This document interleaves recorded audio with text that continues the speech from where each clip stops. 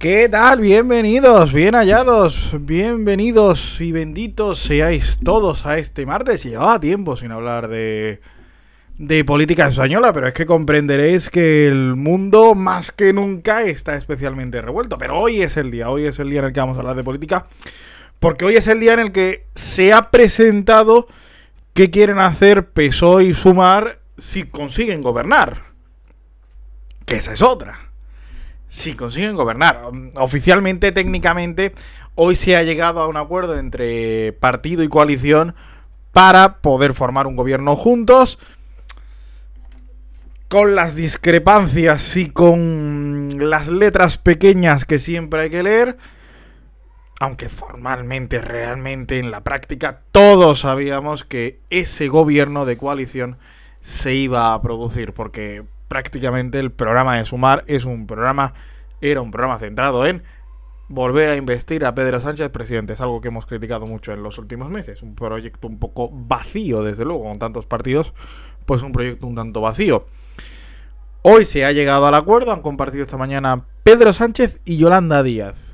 Y es importante decir quién ha hablado, porque el pacto, en un giro inesperado de los acontecimientos, ha estado a punto de ser boicoteado esta mañana por Podemos, que a las 12:30, la misma hora en la que Sánchez y Díaz habían convocado a los medios, habían anunciado una comparecencia de su portavoz. Finalmente ha debido haber llamadas dentro de Sumar para que eso no ocurriera, y no ha habido esa comparecencia. De hecho, Podemos está hoy un tanto desaparecida hablando sobre este tema. Se han centrado esta mañana en el buen dato de que España es el cuarto país de Europa donde más igualdad de género hay. Es la primera vez que el país tiene este reconocimiento, esta posición en el ranking. Así que también ha sido una llamada de atención a Sumar y al PSOE. A quien quiera escuchar con estos buenos datos, sería casi incomprensible que Irene Montero no siguiera al frente del Ministerio de Igualdad. Es una llamada de atención. Todo en estos casos es política. Y todo en estos casos son declaraciones. Incluso cuando no las hay. O incluso cuando las hay va a haber y finalmente no las hay.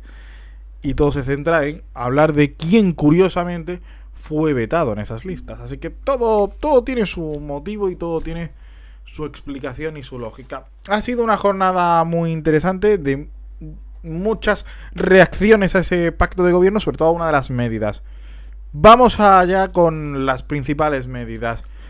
Primera medida, implementar de forma inmediata, aunque cuando un político te dice de forma inmediata, siempre hay matices en el inmediato. La inmediatez siempre tiene esos matices, es un concepto demasiado abstracto. Esta vez parece desde luego que también lo será. Bueno, pues implementar de forma inmediata un plan de choque contra el desempleo juvenil. España es uno de los países donde más jóvenes están en paro, prácticamente 1 de cada 3. Es un dato fatídico. Es un dato malísimo. Bueno, después de 4 años, ¿quieren empezar a solucionarlo? Vamos a ver. Siempre ha sido un poco el gran pero que se le ha podido poner a la gestión de Yolanda Díaz. Una gestión acertada y una gestión buena, desde luego, al frente del Ministerio de Trabajo. Es el gran pero, el desempleo juvenil, que es demasiado alto, el más alto de la Unión Europea. Bueno, otra de las medidas, seguir subiendo el salario mínimo. Recordemos que está en 1.042. Pedro Sánchez, cuando cogió el gobierno en el año 2018, tenía el salario mínimo en 765 euros. Ha subido ahora hasta 1.042. Quieren seguir subiéndolo porque la inflación sigue subiendo. De hecho, la inflación cada vez está más lejos del objetivo que había marcado el Banco Central Europeo, que era el 2%. Ya vamos por un 3,5%, muy alto. Sí, es cierto, una de las más bajas de la Unión Europea, pero muy alto para cómo debería estar. Que esto es importante, aclararlo, para cómo debería estar. Una medida también interesante. Vamos a ver en qué queda y hasta dónde llega esa subida del salario mínimo. Sobre todo porque va a ser difícil contentar a los empresarios. Va a ser difícil contentar a los empresarios. Otra medida, reformar las condiciones para los despidos, más indemnizaciones para las personas que sean despedidas. También universalizar la educación gratuita entre 0 y 3 años, justo cuando además muchos padres se les acaba la baja por embarazo y tienen que recuperar y tienen que volver a trabajar, con la garantía de que, y abro comillas y leo textualmente, el acceso a la educación pública para niños y niñas de 2 años será para todos al final de la legislatura. El refuerzo también del sistema público de salud para reducir listas de espera. Es verdad que en sanidad es un ministerio más de coordinación que de acción, porque la sanidad está transferida a las comunidades autónomas. Son los gobiernos autonómicos los que tienen el poder sobre la salud de todos. Así que en sanidad poco se puede hacer más allá que coordinar e ir sugiriendo e ir trazando algunas líneas. El Ministerio de Sanidad, salvo en grandes crisis como la de la pandemia, es un ministerio de poca acción, de poca visibilidad y de poco trabajo legislativo. También, por ejemplo, aumentar el parque público de vivienda. La idea es que por cada 10 viviendas que haya, 2 sean del parque público. Esto es un objetivo que, para ser realistas, es casi inalcanzable. Ahora mismo las viviendas protegidas suponen un 2,5% del total. Esto quiere decir que se tiene que aumentar un 17% y, supongamos, debe durar un gobierno 4 años. Parece bastante complicado y no se está diciendo mucho cómo se va a hacer. Una reforma fiscal para que se le saque más dinero a la banca y a las grandes energéticas. La idea es que contribuyan tanto banca como grandes energéticas mayormente al gasto público de lo que ya lo hacen.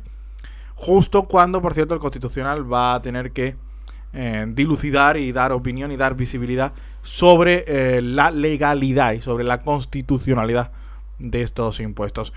Propuesta también para que las grandes empresas tengan que pagar un impuesto de sociedades que sea del 15%, según, claro, el resultado contable. Y otra medida curiosa: si tienes gafas o te tienes que poner lentillas, si eres miope básicamente, como es mi caso, por esto que tengo yo aquí, van a dar ayudas. No han dicho qué, no han dicho cómo, no han dicho cuánto y no han dicho cuándo, pero han prometido ayudas. Y también apoyo a la salud mental.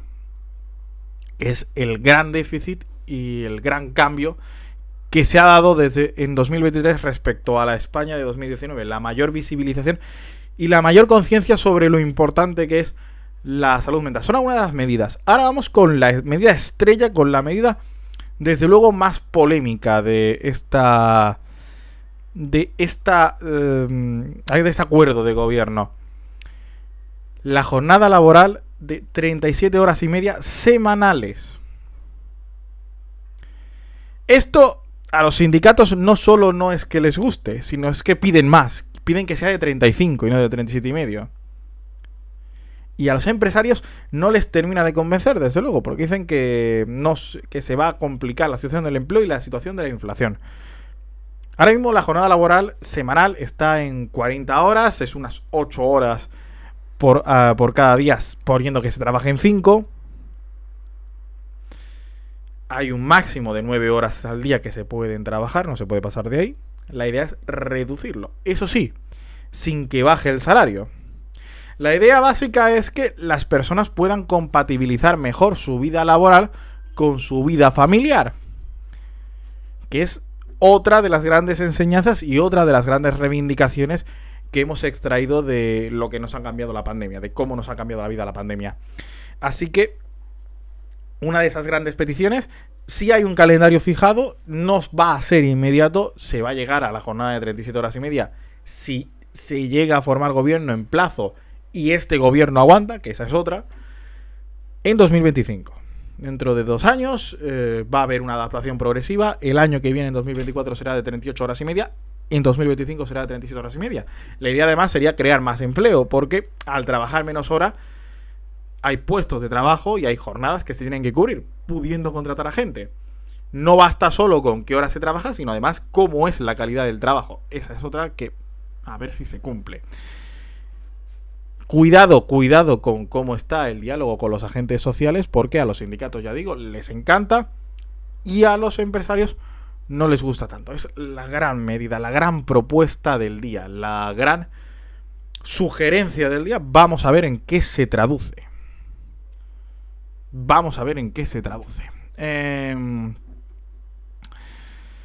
Dicho esto, ¿va a haber gobierno? Es una pregunta que me hicieron a mí anoche. va a haber gobierno. Va a haber gobierno. Todo hace indicar que habrá gobierno. Vamos a ver cómo, cuándo y hasta cuándo.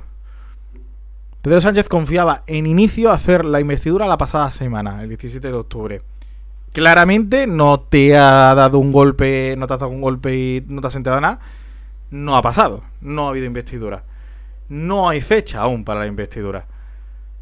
Debería ser como muy tarde el 27 de noviembre, en un mes y 3 días. Si no, sí nos vamos a elecciones el 14 de enero. 14 de enero. ¿De qué depende todo?